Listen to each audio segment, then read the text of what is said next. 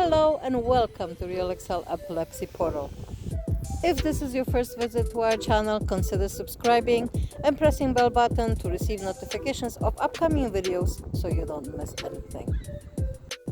In today's video, I will talk about vitamin D deficiency and how important it is for you guys to be outside at least an hour or two during the day, because your vitamin D is absorbed by the skin, and this is the healthiest way, a lot healthier than taking supplements. I know for some of you it's very difficult because of the seizures being so severe.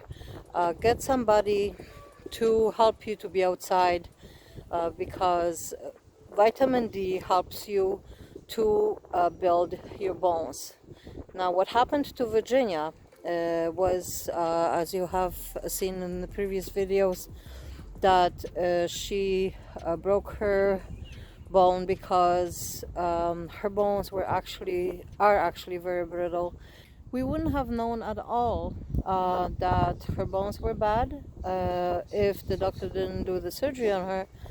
And well, from the bad, we have news that her bones are not a 25-year-old bones, that she really needs to start building the bones.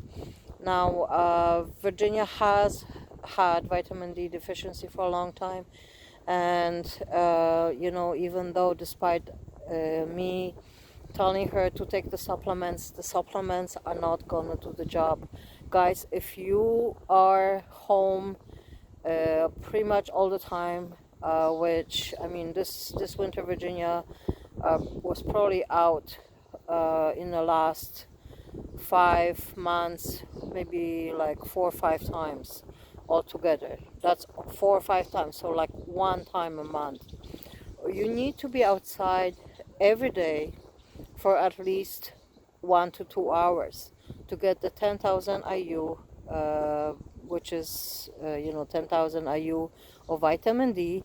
You get it by being in the sun or being outside. You don't need to be, it doesn't need to be a sunny day to get your vitamin D. You just need to be outside during the day so you can get it naturally. All right, for those of you who can't, the supplements have to help you, and you really need to work close with your doctor or somebody who is going to help you and tell you, are you deficient in vitamin D? Because if that happens, then there's a very good chance that your bones are not healthy. Vitamin D is absolutely necessary for the absorption of calcium, and so your bones may be brittle if you are deficient in vitamin D for a long time, which is what happened to Virginia. If you're deficient, you may be prone to having broken bones or accidents, especially if you have the drop seizures or the tonic-clonic seizures. Then you are gonna really need that vitamin D. Okay, and well, for some of you also calcium. So calcium is very important. I know Virginia was always low on calcium because they checked that pretty much almost like every time when we went to the hospital with ambulance. When they do the blood work, they check her for calcium, and every time she had it, she was low on calcium. And then she was told, oh, that might be because she just had a seizure. So I don't think that was the cause. She actually is low on calcium, obviously, because her bones are not dense enough. And we're going to have to start building it up. So for those of you guys who don't go outside a lot, really push for it. Get your friend, get your family member, get somebody to help you. If you have severe case of seizures, get somebody to help you to get you out. If you can't do it every day, get somebody, to take you out at least, 3 times a week. Spend a couple of hours outside so you can get, you can start getting your health back. And especially now that summer is here, we're in the northern hemisphere right now. It is great for that vitamin D to get for you guys, and you're gonna get obviously more of it in the summer. I know I feel a lot better. I have problem with inflammation, I have fibromyalgia and osteoarthritis, so I myself know from and it's a fact that when I get enough sunshine and enough suntan. Now look at my little troublemaker on the munchkin over there. Oh yeah. She does that every time some dog is passing by. No, bad girl. But she's eating grass right now, which is also good for her. So I got interrupted by my dog barking at some other dog. Um, Beautiful weather today. We got the sun, so I'm enjoying this. I really love getting the suntan and getting the sun in my body. Excuse me. Make sure, guys, that when you go outside and you go to suntan, that you avoid the sun between 11 and 2. This is the most important part of it, because between 11 and 2 the sun is high, and you're getting infrared rays, which are not healthy right now because of our ozone. But still, being outside during the day, any other time, try to do it either early in the morning before 11 or after 2. uh, the best time for me to get my suntan was always like after 3 o'clock. So 3:30, 4 o'clock, I would go outside and lay down and get my suntan. If we're on the beach, then yeah, I would stay a little bit longer, maybe till 7, 8. And if you're outside, enjoy your time, enjoy the fresh air. There's a fresh Toronto air here. Okay, that's what I call it. I always tell Virginia, okay, let's go out to get some fresh Toronto air. Okay, so I changed the scenery a little bit because I wanted you to see the greens in the back, okay? There's a lot of birds right now just chirping, flying. We have the lake in the back. So it's wonderful to spend your time and in nature, okay? If you can go to the park, if you can go to a lake, just even if you can't go anywhere, just go outside. Go outside your house, your apartment, and if you're in a wheelchair, just sit in the wheelchair and enjoy the sun, enjoy the daylight. The daylight is very important.